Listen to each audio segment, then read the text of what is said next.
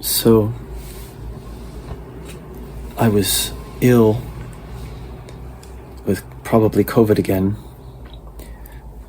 last week, and I lost my voice, and then I recovered partially, and then I basically lost my voice again.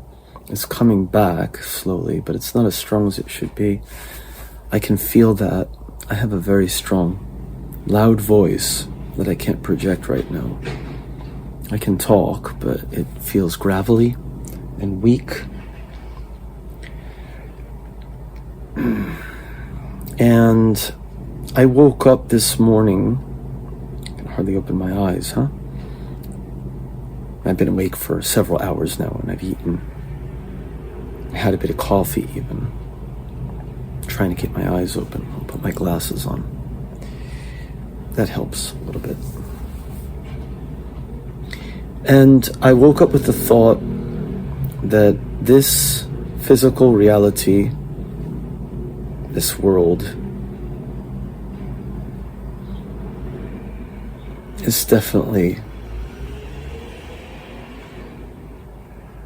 a kind of trap, a kind of lie, and it's impermanent for us, right? It's death. And we do what we can when we're here to be healthy or sustain or not go crazy, to be comfortable to be loved, liked, have friends, have, relationships or whatever.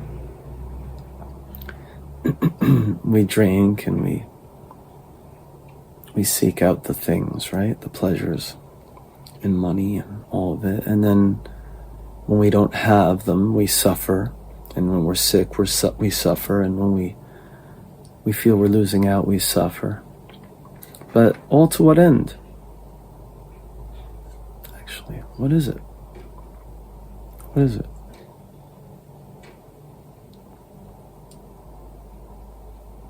And what can we do to really improve ourselves? If everything's temporary and changing. I don't want to talk about digital ID, CBDC, and all the fascism and all the negativity and all the protests everywhere now, and the war in Iran and the ongoing genocide in Gaza and all of it. I'm tired of talking about it. I'm tired of thinking about it. That doesn't mean that I don't care. That doesn't mean that I'm numb or I go blank. It doesn't mean that I don't stand up for what's right when the time for that is here and I need to do so. But it means I am tired of that, and I'm tired of social media. We call it SNS in Japan. I'm tired of the constant feeds with the constant news and the constant terrors and the constant warnings and the constant this and that. I also don't care for mind-numbing entertainment and things that,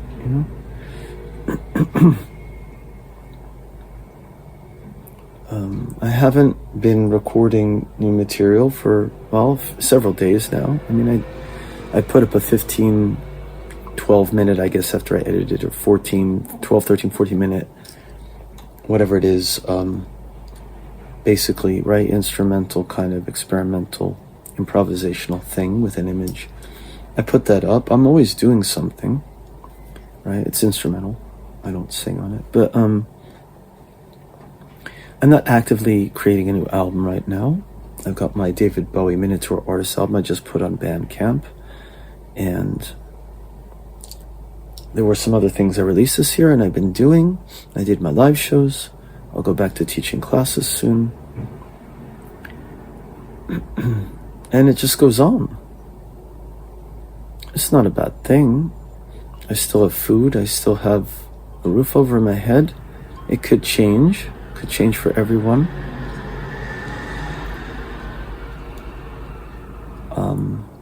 I'm still single. Okay. And that's okay too. I'm gonna go outside. I'm gonna go out soon. I decided to do this quick talk, and I do have a voice enough to talk with. It's okay. I can talk quietly. That's enough. But what are we really? What is this really? You ever stop to think about that? Some of us think about that every day. Others of us think about it, but it's too terrifying to really go too deeply into. And others of us, I think most of us probably try to not think about it, and when we do, it's too terrifying, right? So we try to replace it with noise of one or another kind, or pleasures of one or another kind, be it eating or drinking or sexuality or whatever, or flipping through internet news feeds and numbing our brains, or using AI and pretending it's a real person, or it can actually give us good advice, or whatever. Or we read a book, or we watch a movie, or we make stuff. Like I tend to favor, right? Making music, making videos, doing talks like this. I just rewatched a couple of interview talks I did, like with John Majori. He interviewed me in 2024 about my album Before and After COVID. I just ran that in the background, listening to that and recalling some of the things he had said that I had said in his talk. We did a talk on Buddhism more recently. I rewatched that too. But I'm alone most of the time. I don't get a chance to do that as much as I'd like to, meaning like having an intellectual or a stimulating two-way conversation. It doesn't have to be about me or my work. Like talking about Buddhism is a general thing that I studied and have an interest in. And talking about, that album was talking about COVID and talking about all kinds of things. We talked about Star Wars, which he brought up, and cycles. And then I start talking about Buddhism and samsara and ancient Hindu thought. And those things are interesting, but sickness and death and suffering and the actual, and solitude or feeling isolated, those are just part of life too. And perhaps important for growth, because what is the goal of life? When we know that we're going to die, and of course some of the rich technocrats are trying to avoid death or to prolong their bodies, I think that's pretty scary and weird and not a great idea. But hey, they're going to do what they do because they can, and they're going to see where that leads them and the world. Maybe they don't care about other people, since, as Musk says, empathy is the big problem, right?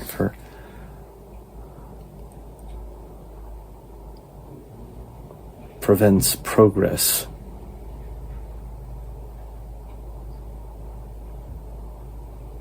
So he's replacing empathy with fascism.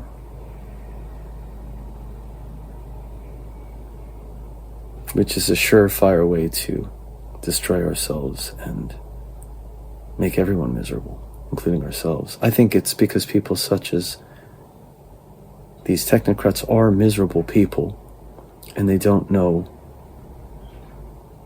what to do with themselves, because they've tried everything and they've gone over the edge so many times with their money and power and ability to do things that most people don't have the chance to do.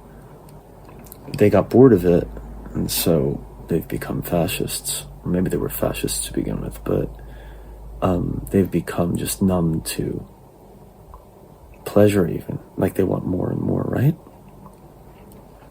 I said I wasn't going to talk about this. But it connects to what is the purpose of our lives, actually, right? Is empathy really the enemy? Are we the enemy of ourselves? And the fact that we don't know what to do with ourselves while we're alive, so we want to just live longer, get more and more and more. What was it? Bowie's never get old. It always comes back to Bowie, and this is not my favorite album. It's not my favorite song by any stretch of the imagination. Never going to get old. There's never going to be enough money. There's never going to be enough drugs. There's never going to be enough sex. He says these things, and I'm never going to get old. And in interviews, he said, as he was aging, I had to make this song before someone else did it. Of course, it's a lie, but it's a nice lie. We like to pretend that things are not gonna, right? And of course, he got cancer and died. And he did arguably one of his best, some of his best work with Black Star at the end, right? And when he was 47, 48, he did Leon and Outside, which was also about death and about technofascism. That's his other, I think, best work of that period. So, most honest work, though it's more fictionalized, but it's honest. So, anyway, there's my talk. My talk's getting shorter. I'm talking to myself, I'm talking to my phone, and because attention spans have shrunken, which I did a talk on that too. So, thanks for listening. Have a great day. All we have is today and now, not tomorrow. To again quote Bowie from Outside in 95, it's happening now. Our lives are happening now, not tomorrow, not yesterday. The eternal now, and that's Buddhist, and that's Hindu, and that's every philosophy, because it's not the future, the future, the future, the future. The future is now. Not tomorrow or yesterday.